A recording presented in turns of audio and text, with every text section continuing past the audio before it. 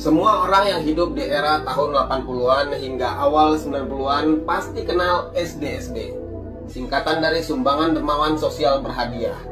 Ini adalah praktek judi menebak-nebak angka yang dilegalkan pemerintah pada waktu itu. Dasar hukum tentang perjudian legal ini bermula saat pemerintah meresmikan SDSB pada tahun 1985 melalui Surat Keputusan Menteri Sosial nomor BBS 10/12/85. Setahun berjalan, omset dari undian berhadiah SDSB ini mencapai angka 1 triliun, angka yang luar biasa.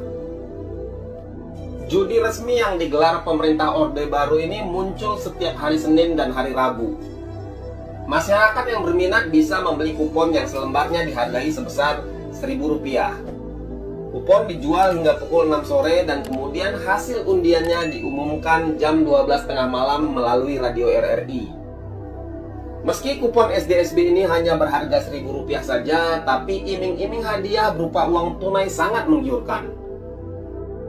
Tebak-tebak angka ini berupa 6 digit angka. Jika Anda tepat menebak persis sama dengan ke-6 urutan angka tersebut, maka Anda akan mendapat hadiah sebesar Rp1 miliar. Tapi kalau hanya berhasil 4 angka atau 4 digit terakhir, hadiahnya senilai Rp2,5 juta. Jika sukses menebak 3 angka terakhir, hadiahnya sebesar Rp350.000 dan 2 angka terakhir hadiahnya senilai Rp60.000. Biasanya para pembeli kupon SDSB tidak hanya membeli 1 atau 2 kupon. Mereka membeli puluhan bahkan ratusan kupon dengan nomor-nomor berbeda agar peluang mendapat hadiahnya terbuka semakin lebar. Para pembeli kupon judi ini awalnya hanya berniat sebagai hiburan sekaligus iseng-iseng berhadiah. Namun lama-kelamaan mereka melakukan hal-hal bodoh di luar nalar untuk mendapatkan nomor jitu. Tak jarang mereka meminta nomor buntut ke tempat-tempat angker, mendatangi dukun-dukun dan membuat orang kesurupan untuk dimintai nomor SDSB. Tak hanya itu, anak-anak kecil polos dan orang tak waras di jalanan pun dimintai nomor yang akan keluar. Segala buku tafsir mimpi pencocok nomor buntut menjadi buku suci bagi para penjudi ini.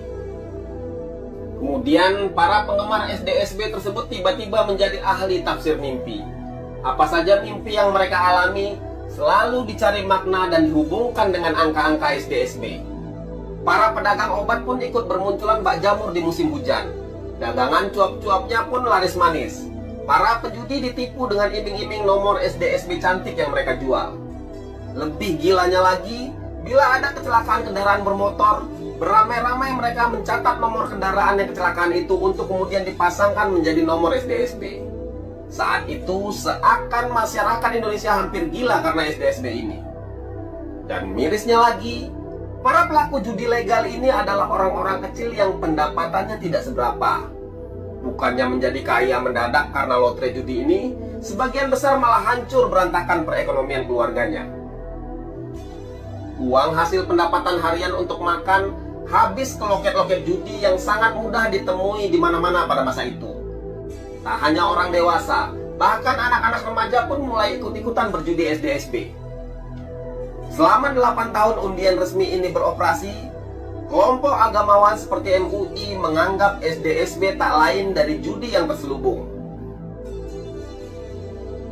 Mahasiswa, aktivis sosial, dan masyarakat pun mulai turun ke jalan memprotes keberadaan SDSB.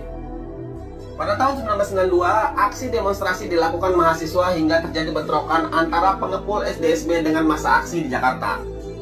Sejumlah mahasiswa ditangkap oleh pemerintah Orde Baru dan mereka dituduh makar. Demo mahasiswa dalam jumlah besar juga muncul di Makassar, Jember, Surabaya, Solo, dan Pekalongan. Para penentang kupon SDSB bertambah geram ketika pemerintah begitu lamban menangani masalah tersebut. Buntutnya, gelombang protes makin memuncak dan panas. Sejumlah kios penjualan kupon SDSB dibakar di beberapa wilayah di Jakarta dan daerah-daerah lainnya. Awalnya penyelenggaraan SDSB akan diperpanjang hingga tahun 1996. Namun pemerintah mulai berpikir untuk menyudahi izin operasi SDSB pada 9 September 1993 setelah protes massa ini. Dalam rapat di DPR, Menteri Sosial Endang Kusuma Intensuwono mengumumkan penghapusan kupon SDSB. Sesungguhnya perjudian resmi di Indonesia sudah memiliki akar sejarah yang panjang, bahkan sudah ada sejak zaman kolonial Belanda.